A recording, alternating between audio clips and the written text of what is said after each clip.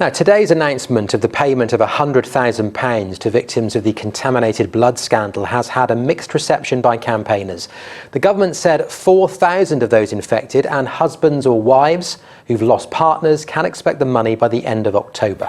Some families say other relatives, such as parents and children who cared for their loved ones, are missing out.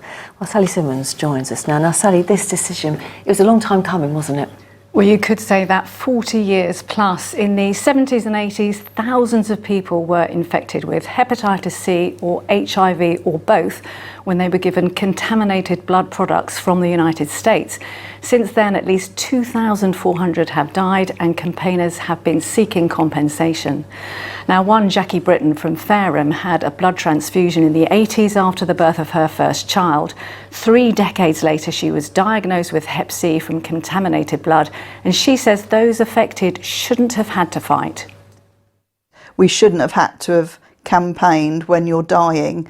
My first demonstration I was on, a lady that stood next to me, she was terminally ill. She didn't last very long after that, but she should never have had to have been on that demonstration.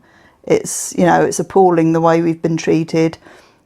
But Sally, blood transfusions are not the only way to get infected. Well, no, haemophiliacs rely on a blood clotting agent, and the supply started to run out in the 70s in the UK, so we turned to the United States. But the blood that was donated came from groups at high risk of HIV and Hep C. And Treloar School at Alton in Hampshire had a specialist treatment centre for haemophiliacs, which saved the pupils having to go to hospital. But more than 80 ex-students have since died from infections contracted there. I think it's almost impossible to put a price tag on 40 years of loss, of bereavement, of the loss of careers, of the loss of family, of the loss of ability to have families in many cases.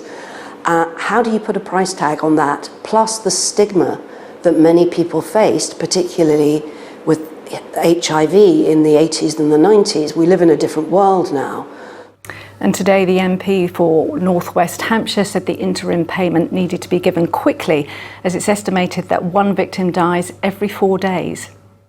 We felt the need to move very quickly on this as soon as the recommendations came through, because people sadly are dying on a far too regular basis. This is a profound scandal which has had a huge impact on far too many people, and while we can never compensate for that, hopefully this money will help. And the final decision on who will receive compensation will be made next year when the end of the 5-year inquiry finally comes to an end. Sally, thank you very much indeed.